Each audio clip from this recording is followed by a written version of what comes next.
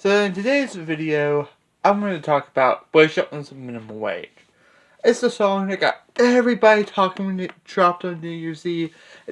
New Year's Eve, right before the ball dropped. Everybody was like, oh yeah, that's like really cool. And some guy had to go ruin it all by saying that was insensitive. I'm going to put my final thoughts on the subject, kind of cover the whole time span, and I'm going to hint at next week's video. I was learning about this guy, and I need a lot more research before I do a full dedicated video on him. As you'll see next week who that is. So, the controversy surrounding minimum wage came around the course.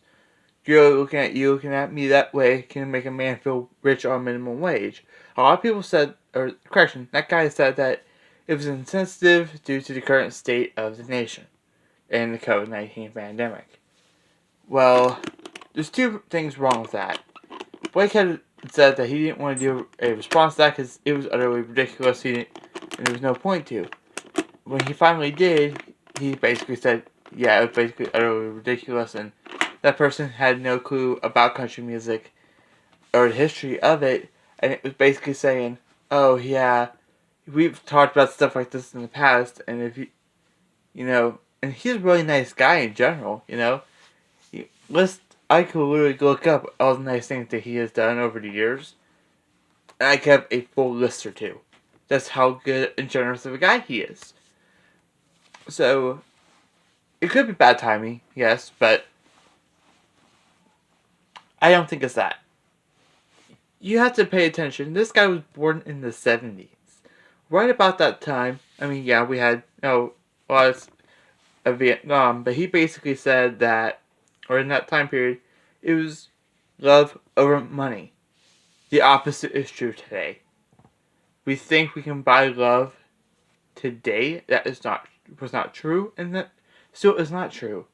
But people back then knew that truth and focused about what made themselves happier, instead of what made the most money. Something that if I try to do today, people backlash me on, and I ain't gonna care. Back to the subject at hand. He's basically talking about that, and even in today's world, on minimum wage,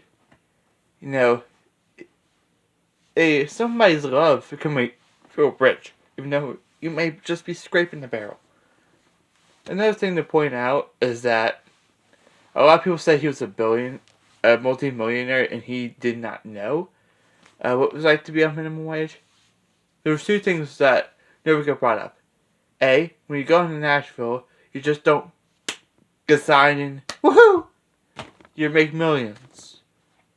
And if you do happen to get signed, which it gets harder to do in today's society, you don't even make that much.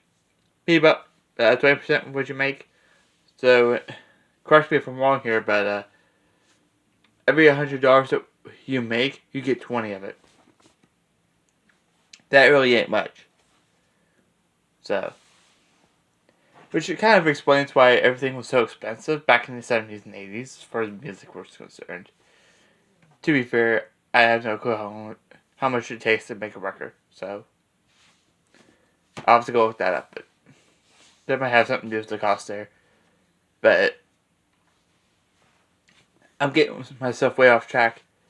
That song is not insensitive at all, and a lot of people have brought up that they find it really funny that people were able to get offended by that, myself included. It's just like, really? People are getting offended by that?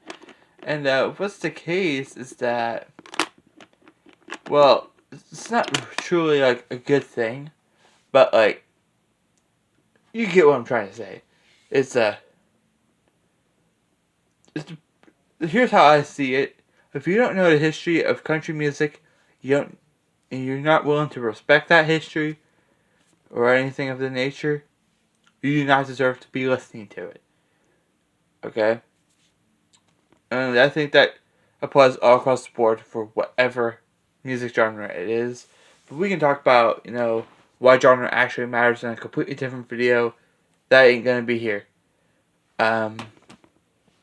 I think that's all I really gotta say on the subject, except for the fact that I'm not a typically big fan of a new Blake Shelton song, especially the ones with Gwen in them. But I love that new one. It's like a really, really good one. And the message is like clear cut. I had to try to take that at face value for once, and it's still pretty good. I'm a guy that likes to deep think into things, and even if I did that, it boiled down to the exact same thing. No matter if I took it at face value or not. But, yeah, I think that's all I got left for say for it. In next week's video, we'll be talking about a new emo rap country artist that just showed up on the scene. And they don't sound good. Talking about dirt roads and stuff of that nature.